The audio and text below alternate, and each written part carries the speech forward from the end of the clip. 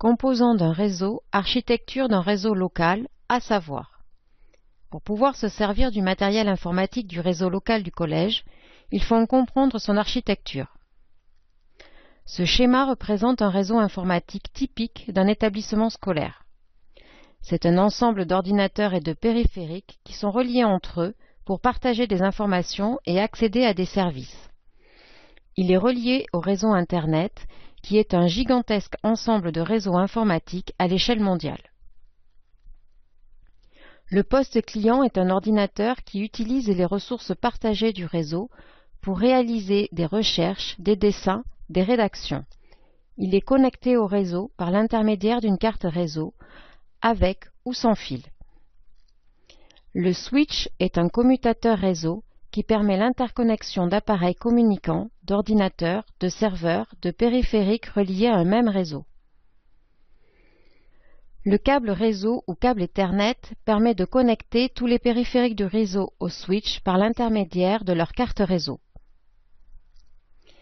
L'imprimante réseau permet d'imprimer sur du papier une image ou un texte contenu dans l'ordinateur.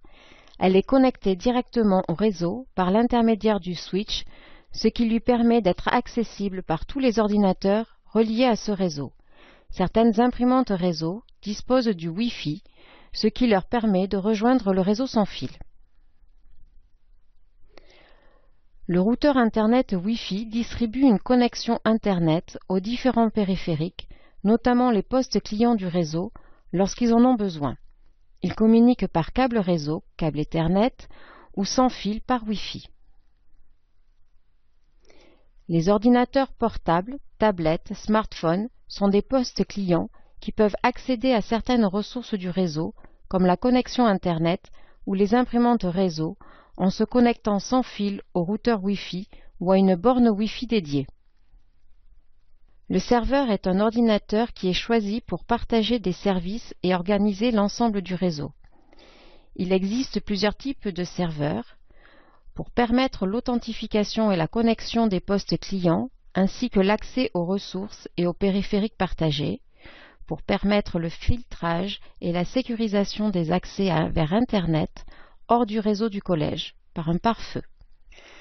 Les serveurs web sont de gros serveurs qui hébergent les sites web que nous consultons sur le réseau Internet. Ils sont installés un peu partout dans le monde, dans des data centers ou fermes de serveurs, regroupant des milliers de serveurs web.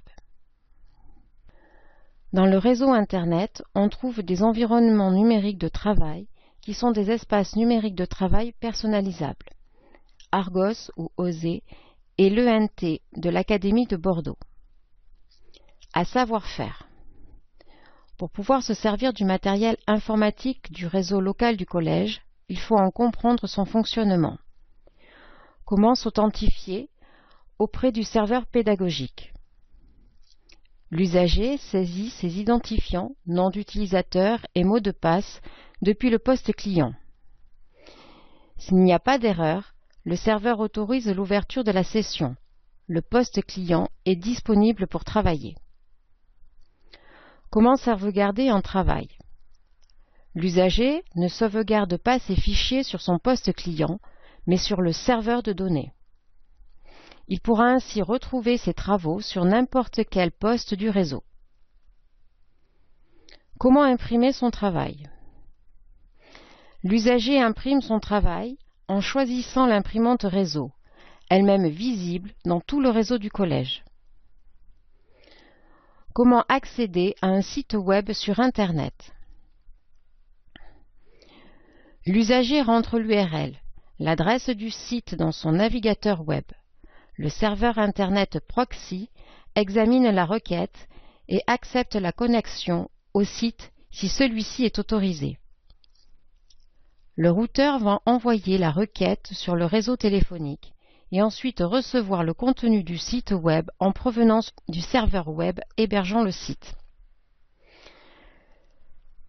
Le routeur va redistribuer les informations au poste client en passant par le pare-feu qui va vérifier s'il correspond à un accès autorisé. Synthèse.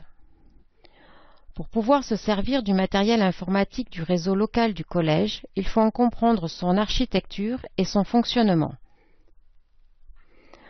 On utilise un schéma informatique pour représenter l'architecture du réseau. Il est composé principalement de plusieurs postes informatiques appelés postes clients, d'un serveur, d'un commutateur ou switch, des liaisons par câble, fibre optique ou sans fil, d'un routeur Internet qui permet de se connecter au réseau Internet. À retenir.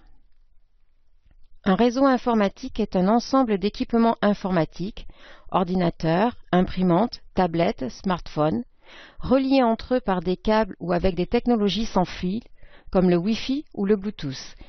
Il permet de communiquer des informations et de partager des périphériques, comme une imprimante ou un scanner.